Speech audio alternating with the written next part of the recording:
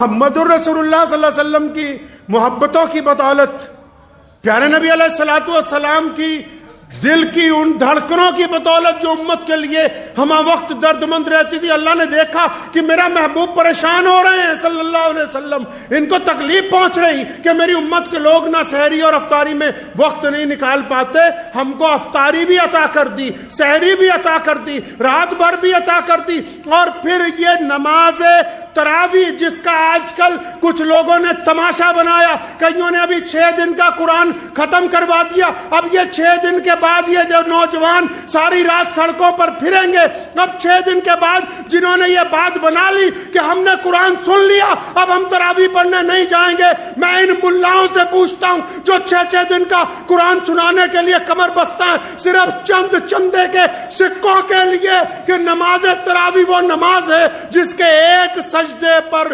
1500 نیکیاں محمد الرسول اللہ کے حکم پر عطا ہوئی ہیں، تم آج اس کے ساتھ کھلواڑ کر رہے ہو، قیامت کے دن کیا تمہارا گریبان نہیں پکڑا جائے گا؟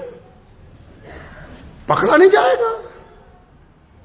2 نعمتیں رسول اللہ صلی اللہ علیہ وسلم کی جوتیوں کے صدقے عطا ہوئی ہیں مسلمانوں کو، سحری عطا ہوئی، نماز تراویح عطا ہوئی۔ کون سی امت ہے پہلے جن کو تراویح عطا ہوئی؟ یہ محمد الرسول اللہ کی امت ہے جن کو تراویح کی نماز عطا کر دی گئی، اور پھر اتنی عظمت والی نماز، اتنی برکت والی نماز، اتنی شان و شوکت والی نماز کہ ایک سجدہ کتنے سیکنڈ کا ہے تراویح میں؟ ایک سجدہ زیادہ سے زیادہ 3 سیکنڈ کا، 4 سیکنڈ کا، 5 سیکنڈ کا، ایک سجدے کے اوپر 1500 نیکیاں محمد الرسول اللہ نے فرمایا کہ عطا ہوں گی، تو اس سے بڑی دولت آج سے پہلے کسی امت کو نہیں ملی ہے۔ یہ ایسے ہے جیسے آپ اعلان کرتے ہیں کہ ہماری مسجد میں نماز پڑھنے آؤ 1500 روپے ملیں گے ہر ایک سجدے کی، ایسے ہے یہ نعمت جس کا کھلواڑ اڑا رہے ہیں کئی لوگ کہ جی چندہ نہیں ملے گا فلاں مدرسے کو اگر انہوں نے 6 دن میں ختم قرآن نہیں کرایا۔ جانا تو اپنی اپنی قبر میں ہے۔ محمد الرسول اللہ صلی اللہ علیہ وسلم کے سامنے قیامت والے دن پیشی ہونی ہے۔ مسلمانوں کی 2 پیشیاں ہیں، اکثر میں کہا کرتا ہوں مسلمانوں کی 2 پیشیاں ہیں، تمام کائنات کے لوگ اللہ کے آگے جواب دے ہیں، مسلمان اللہ کے آگے بھی جواب دے ہیں، محمد الرسول اللہ صلی اللہ علیہ وسلم کے آگے بھی جواب دے ہیں۔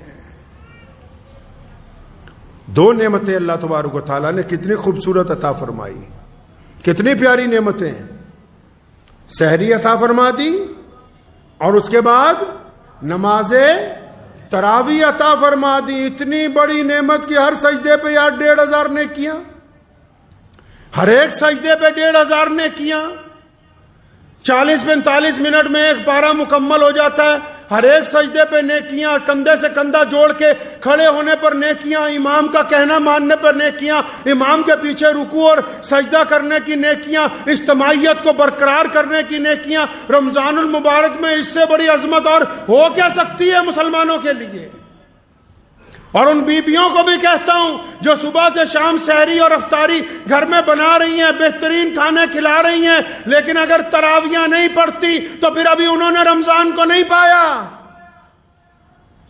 کھانا کھلا کے کچھ لوگوں کو خوش کیا جا سکتا ہے، لیکن میرا رب تو اس وقت خوش ہوتا ہے۔ پیارے نبی صلی اللہ علیہ وسلم نے فرمایا، حدیث کا مفہوم ہے اللہ کو بندہ سب سے زیادہ تب پیارا لگتا ہے۔ کب پیارا لگتا ہے جی؟ کب پیارا لگتا ہے؟ اچھے کپڑوں میں پیارا لگتا ہے، پیسے بانٹتا ہوا پیارا لگتا ہے۔ کب پیارا لگتا ہے؟ بہترین سرخی پاؤڈر میں پیارا لگتا ہے، اچھی دستار باندھنے پر پیارا لگتا ہے، اچھے لباس پہننے پر نہیں۔ اللہ کو اپنا بندہ اس وقت سب سے پیارا لگتا ہے جب وہ اس کے حضور سجدہ کرتا ہے، اس وقت اللہ کو اپنا بندہ سب سے پیارا لگتا ہے۔ پیارے نبی حضرت محمد رسول اللہ کہیے صلی اللہ علیہ وسلم سحری کر رہے تھے، حضرت مولا علی کرم اللہ وجہ رضی اللہ تعالیٰ عنہ بھی ساتھ میں تشریف فرما ہے، سحری کر رہے ہیں۔ حضرت مقداد رضی اللہ تعالیٰ عنہ بھی ہیں، 3-4 اور صحابی ہیں۔ سحری ہو رہی ہے تو سحری کر رہے ہیں، تو کرتے کرتے حضرت بلال رضی اللہ تعالیٰ عنہ تشریف لائے، یا رسول اللہ سحری کا وقت ختم ہو گیا ہے، یا رسول اللہ سحری کا وقت ختم ہو گیا ہے، ہاتھ روک لیں، میں جا رہا ہوں اذان دینے کے لیے۔ تو پیارے نبی حضرت محمد رسول اللہ صلی اللہ علیہ وسلم نے حضرت بلال رضی اللہ تعالیٰ عنہ کی طرف دیکھا، فرمایا ٹھیک ہے. اب یہ بلال رضی اللہ تعالیٰ عنہ جب سحری کے لیے اذان دینے کے لیے جا رہے ہیں کہ سحری کا وقت ختم ہو رہا ہے، تو فرماتے ہیں جب میں اس چبوترے کی اس چھت کی سیڑھیاں چڑھ رہا تھا تو میرے دل نے کہا کہ ابھی نبی علیہ الصلوۃ والسلام لگتا رکے نہیں ہیں. فرمایا میں نے سوچا دوبارہ جاؤں. سیدنا بلال رضی اللہ عنہ دوبارہ واپس آئے، فرمایا یا رسول اللہ سحری کا وقت ختم ہو گیا، آپ ہاتھ روکے نا. نبی علیہ الصلوۃ والسلام کھانا کھا رہے ہیں بڑے لطف سے، کوئی اچھا سالن ہے بہترین انداز سے، صحابہ بھی ساتھ میں لگے ہوئے ہیں، 3-4 لوگ ہیں کھا رہے ہیں. حضرت بلال دوبارہ آئے، یا رسول اللہ سحری کا وقت ختم ہو گیا، میں جا رہا ہوں اذان دینے، رک جائیے. نبی علیہ السلام نے پھر اشارہ کیا ٹھیک ہے جاؤ. اب یہ کہتے جب میں دوبارہ گیا چھت کی سیڑھیاں چڑھنے لگا تو پھر دل میں خیال آیا کہ ایک دفعہ پھر دیکھ لوں سونے رسول صلی اللہ علیہ وسلم سحری کرتے کرتے رک گئے نہیں رکے. جب واپس آئے تو دیکھا رسول اللہ صلی اللہ علیہ وسلم سحری کر رہے ہیں، رکے نہیں ابھی. فرمایا یا رسول اللہ سحری کا وقت ختم ہو گیا، میں اذان دینے کے لیے جا رہا ہوں.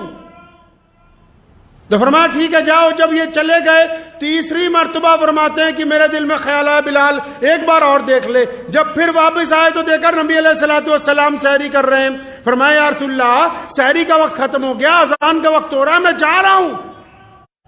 اتنا کہہ کے پھر پلٹے تو نبی علیہ الصلوۃ والسلام سحری کر رہے تھے. بلال کہتے ہیں میرے دل میں آیا کہ ایک دفعہ پھر دیکھ لوں. جب چوتھی مرتبہ آئے دیکھا پیارے نبی صلی اللہ علیہ وسلم سحری کر رہے ہیں اور اس سالن کو تناول فرما رہے تھے. اب انہوں نے دروازے پر کھڑا ہو کے کیا کہا، فرمایا یا رسول اللہ اللہ کی قسم سحری کا وقت ختم ہو گیا.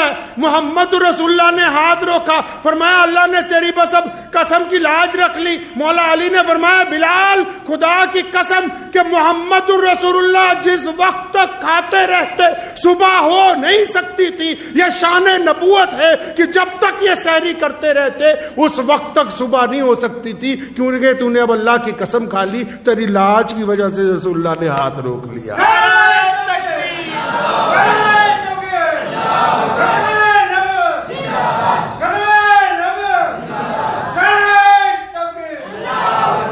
تو پیارے نبی حضرت محمد الرسول اللہ صلی اللہ علیہ وسلم کی زندگی کو پڑھیں اس رمضان میں. قرآن پاک کی کون سی آیتیں کب نازل ہوئیں، کیسے ہوئیں، رسول اللہ کیا چاہتے ہیں، جب تک پڑھیں گے نہیں بات نہیں بنے گی. تعویلات جتنی مرضی نکالتے رہو. جاہل آدمی وہ ہے جو اپنی غلطی نہ مانے. تلاش کریں اللہ اور اس کے رسول صلی اللہ علیہ وسلم کے احکامات کو. کسی سے ہٹ دھرمی کر کے کیا لینا ہے؟ ہر بندے نے مر کے جب اپنی قبر میں جانا ہے، جب ہر سوال کا جواب خود دینا ہے، جب اپنے بہی کھاتے ہمارے سامنے کھلنے. پھر یہ کون سی تعویل ہے کہ جی فلاں نے کہا 6 دن میں پڑھا دو، ہم نے پڑھ لی. جانا تو اپنے اپنے سفر پہ سب نے علیحدہ علیحدہ ہے، کوئی کسی کے ساتھ نہیں جاتا. چارپائی رکھ کے سب واپس آ جاتے ہیں، 2 منٹ میں بھاگتے ہیں. اس لیے اس رمضان کو جو رمضان ہمارے درمیان آ گیا اس کو پائیں پوری طاقت کے ساتھ. رمضان میں جتنا درود ہو سکتا ہے پڑھیں. یہ محمد رسول اللہ کا صدقہ ہے یہ روزے. رمضان میں جتنا بانٹ سکتا ہے بانٹیں. یہ محمد رسول اللہ صلی اللہ علیہ وسلم کی سنت ہے. رمضان میں اپنوں کو جتنا معاف کر سکتے ہیں کریں. یہ محمد رسول اللہ کا حکم ہے. یہ پیارے نبی علیہ الصلوۃ والسلام نے ہمیں سکھایا. یہ کیا دل میں روزہ بھی ہو دشمنیاں بھی پالی ہو، روزہ بھی ہو بےایمانیاں بھی ہو، روزہ بھی ہو ٹھگی ہو. یہ روزہ نہیں ہے، پھر تو کچھ اور ہی ہے. یہ روزہ نہیں ہوتا، اس کا نام ہے. پیارے نبی علیہ الصلوۃ والسلام افطار کرتے تھے ایک کھجور کے ساتھ یا کبھی پانی کے ساتھ یا کبھی دودھ کے ساتھ. افطار کے بعد تھوڑا سا کھانا کھانا. اسی افطاری کتنا کرتے ہیں جی؟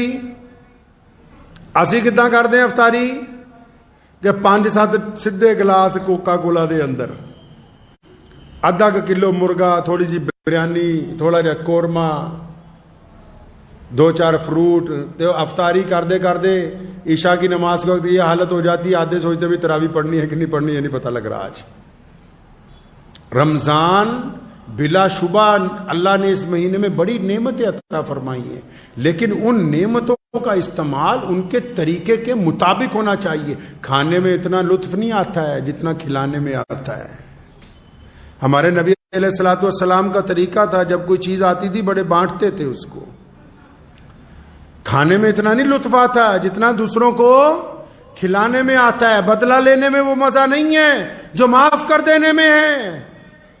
پیارے نبی علیہ الصلوۃ والسلام نے اسی رمضان المبارک میں مکہ مکرمہ کو فتح کیا ہے, اور آپ اگر فتح مکہ کے واقعات کو پڑھیں گے تو آپ کو رمضان المبارک کے ایک علیحدہ تصویر نظر آئے گی. اور پھر اسی رمضان المبارک میں محمد رسول اللہ نے جنگ بدر میں کفر پر فتح حاصل کی ہے. جب آپ بدر کے میدان کو پڑھیں گے آپ کے سامنے رمضان کی ایک اور تصویر آئے گی. یہ رمضان المبارک ہے, اس مہینے میں قرآن نازل کیا گیا. یہ رمضان اللہ کو راضی کرنے کا مہینہ ہے. تو آئیے ہم مل کے اپنے کردار سے اپنے رب کو راضی کریں انشاءاللہ تعالی.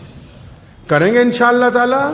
ہاں, زیادہ سجدے اور تسبیحاں اس وقت قبول ہوں گی جب دل کا کوڑا کرکٹ. فرمایا انس میرے بیٹے ایک بات تمہیں بتاؤں. حضرت انس رضی اللہ عنہ کو نبی علیہ السلام نے فرمایا تمہیں یہ میں بات بتاتا ہوں کہ بہترین اللہ کو بندہ وہ پسند ہے جو صبح کو اس حال میں اٹھے کہ اس کے دل میں کسی کے لیے کوئی برائی نہ ہو. اس حال میں اٹھے.